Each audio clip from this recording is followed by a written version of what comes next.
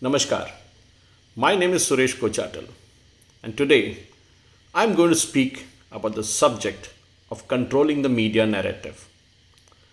Over the past 3 decades, we have seen the Indian media industry evolve. What used to be dominant at one time, the newspapers, slowly diminished as Doordarshan, then later the private channels as they came in. But what happened subsequently from there was to target individuals and groups using these same media. Newspaper owners always had their own liking or their own, as I would call, favors to do. And obviously, those favors were the licenses because that was the license Raj those days. And definitely, the newspaper owners used to oblige the powers to be because they needed their support. But when television came in, it was a different ball game altogether. First, it was NDTV, which, as we all know, was formed thanks to Rajiv Gandhi and his proximity and his presence with Pranoy Roy, who started The World This Week on Doordarshan, which later turned out to be a big scam. And believe it or not, even today, that inquiry is still open because Pranoy Roy sold excess FCT time and made tons of money, which later was bankrolled by Rajiv Gandhi to start the NDTV channel. NDTV, of course, definitely had their political machinations right because they had to back Rajiv Gandhi because the family, including Sonia Maino, as right now, know a lot of dirty secrets about the Pranoy Roy family. And they will definitely not like to be needled around. But what happened subsequently from there on was a number of channels came in. Mostly they were either leftist or they were in the center. There was no right oriented channel as such. Very few of them. You can hardly count one or two of them. But all that narrative changed when the social media arrived. Because now it is a different ball game altogether.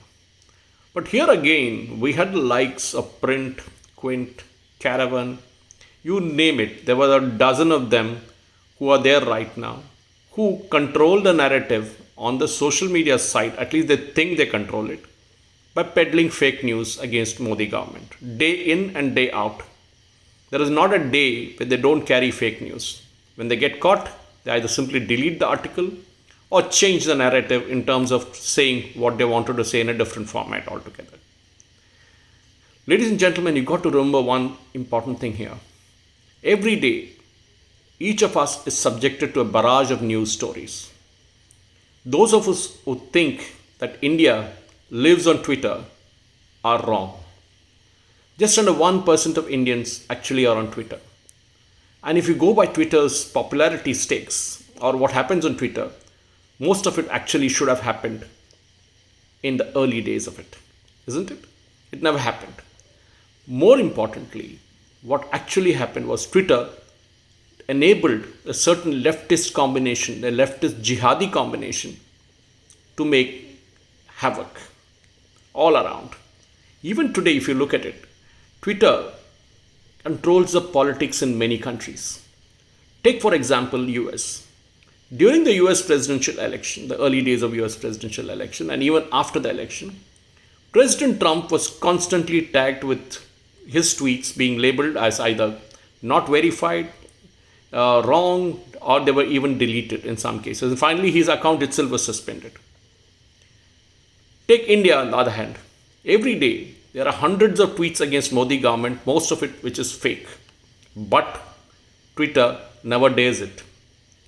Never dares to even put a single of those tweets as disputed or false or mischievous or whatever they want to call it. But when the Congress toolkit was exposed and Congress filed a complaint, Twitter immediately labeled Sambit Patra and to others who had tweeted about it as manipulated media.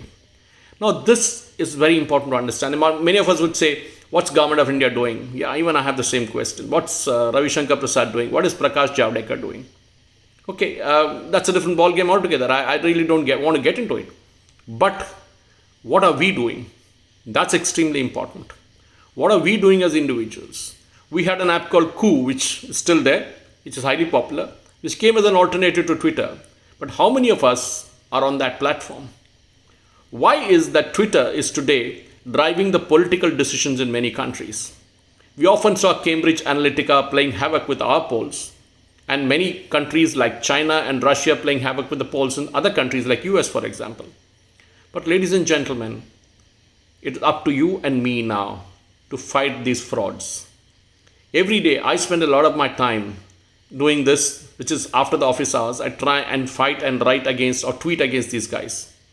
But many of us are cool about it. We say, okay, fine, it's great. What do we do about it? We can't do anything. They are all frauds. For every print, Caravan, Scroll, Wire, and all those leftist journals, remember, we need to create a different narrative. A narrative that is rightly nationalist. A narrative that is truthful. Which is why today, the Twitter is a great weapon, even Facebook and other social media, because we can pull down guys like Rajdeep Sardesai or others who peddle fake news immediately. We can actually show what they're doing, and that's extremely important because they are actually running a false narrative. As they say, 100 lies, when it says again and again, it sounds like a truth. 100 times you tell a lie, and again, and it sounds like a truth. And that's exactly, ladies and gentlemen, a problem. We, as individuals, we need to fight. We need to fight back, change the narrative that's being told. The media in India is highly manipulated. And that is a subject that I will take up in my next installment, which will come up in a couple of days. Till then, namaskar. Thank you.